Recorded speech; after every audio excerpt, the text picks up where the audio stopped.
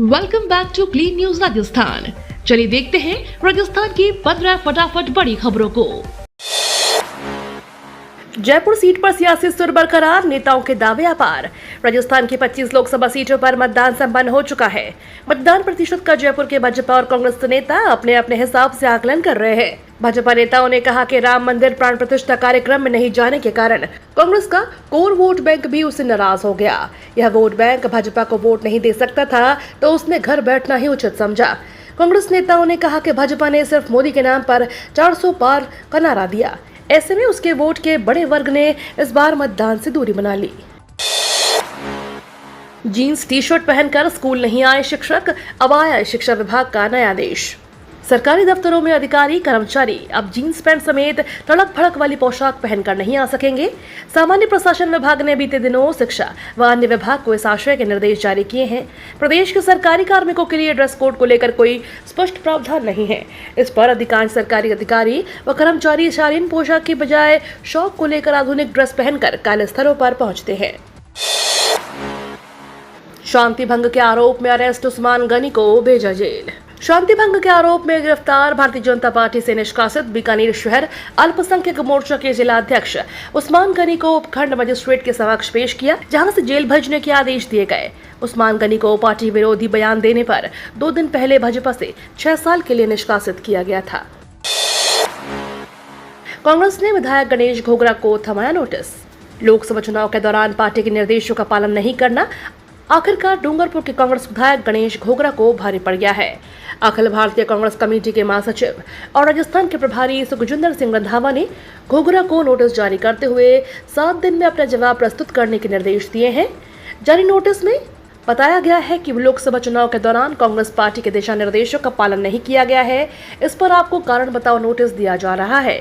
Notice को जवाब 7 दिन में प्रस्तुत नहीं करने पर अनुशासनात्मक कार्रवाई की जाएगी। इस संबंध में विधायक घोगरा ने बताया कि मुझे अब तक कोई नोटिस व्यक्तिगत प्राप्त नहीं हुआ है। यदि नोटिस मिलता है तो आलाकमान को अपना जवाब प्रस्तुत करूंगा। राजस्थान में सामने आई पुनर्जन्म की कहानी। राजस्थान के केकड़ी में 9 साल के एक मासूम के पुनर्जन्म का मामला चर्चा में है। दरअसल भगराई गांव के एक मधु ने अपने परिवार को ऐसी बातें बताई जो चौंकाने वाली थी।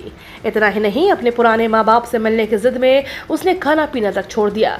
ऐसे में पिता कैलाश रैगर अपनी बेटी को लेकर केकड़ी पहुंचे, जहां पर बच्ची के पिछले माता पिता रहते थे। यहाँ जब लड़की की पुनर्जन्म की कहानी बताई तो हर कोई दंग रह गया।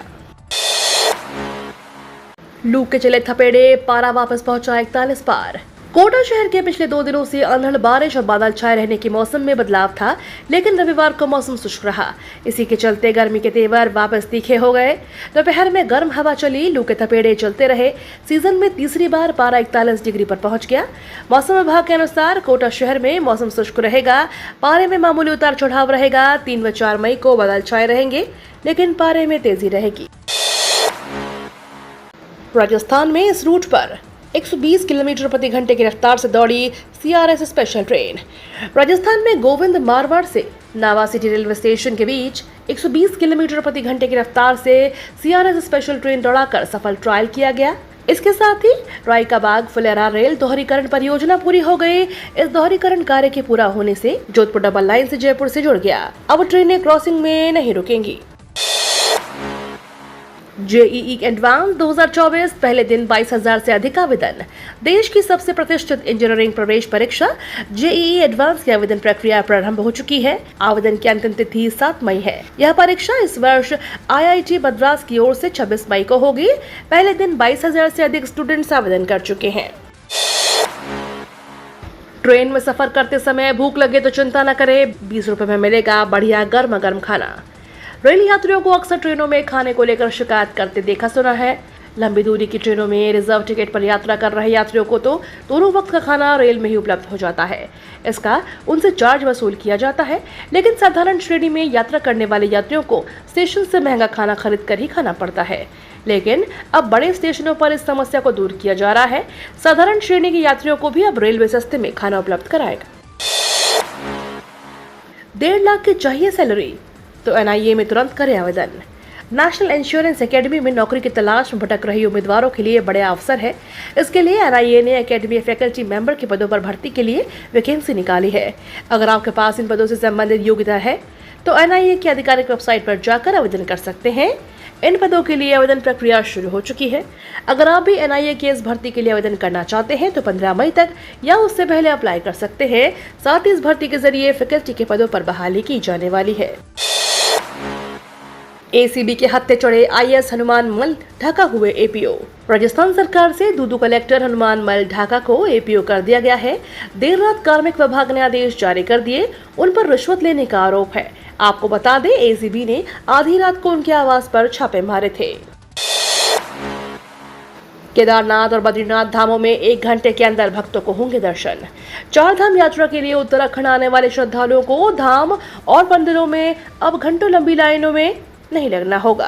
केदारनाथ, बद्रीनाथ, गंगोत्री समेत 4 धामों में भक्तों को आसानी से दर्शन हो सकेंगे। स्लॉट टोकन सिस्टम के जरिए श्रद्धालुओं को 1 घंटे के भीतर दर्शन हो जाएंगे। सरकार इस साल टोकन स्लॉट सिस्टम को अधिक प्रभावी रूप से लागू करने जा रही है। श्रद्धालुओं का समूह बनाकर उन्हें एक तय समय दिया जाएगा जिसमें वो आकर दर्शन कर सकेंगे। पर्यटन एवं धर्मस्व मंत्री सतपाल महाराज ने 4 धाम यात्रा की तैयारियों की जानकारी साझा की। इस दिन आएगी पीएम किसान सम्मान निधि योजना की 17वीं किश्त। मीडिया रिपोर्ट्स की माने तो केंद्र सरकार प्रधानमंत्री किसान सम्मान निधि योजना की 17वीं किश्त के पैसे लोकसभा चुनाव के बाद जून या जुलाई महीने में जारी कर सकती है। हालांकि सरकार ने अभी तक इसको लेकर किसी प्रकार का कोई आधिकारिक ऐलान नहीं किया है। गृह मंत्री अमित शाह ने कहा, जब तक बीजेपी की सरकार है आरक्षण को कोई हाथ नहीं लगा सकता। राहुल गांधी के आरक्षण को खत्म करने वाले आरोप पर केंद्रीय गृह मंत्री अमित शाह ने कहा, आरक्षण को खत्म करने की बीजेपी की कोई मंशा नहीं है। राहुल गांधी झूठ बोलकर लोगों को गुमराह कर रहे हैं। 10 साल से बीजेपी की सरकार चल रही है। दोनों बार पूर्ण बहुमत से सरकार बनी है। पीएम मोदी ने दलित, पिछड़े और आदिवासी भाई बहनों को गारंटी दी है कि जब तक बीजेपी सरकार है आरक्षण को कोई हाथ नहीं लगा सकता है। 14 साल बाद भारतीय पुरुष टीम ने तीरंदाजी में जीता गोल्ड मेडल। भारतीय पुरुष रिकर्व टीम के धीरज बोमदेवरा, तरुणदीप राय और प्रवीण जाधव ने मौजूदा ओलंपिक चैंपियन दक्षिण कोरिया को पछाड़ते हुए रविवार को यहां 14 साल बाद तीरंदाजी विश्व कप की ऐतिहासिक जीत हासिल की। यह विश्व कप के अंतिम मुकाबले में भारतीय पुरुष रिकर्व टीम की पहली जीत है और इससे आगामी पेरिस ओलंपिक की जगह पक्की करने की उनकी संभावनाओं को बल मिलेगा। ये तो थी राजस्थान की बड़ी खबरें। रोजाना सबसे पहले अपडेट पाने के लिए क्लीन न्यूज राजस्थान को अभी सब्सक्राइब करें।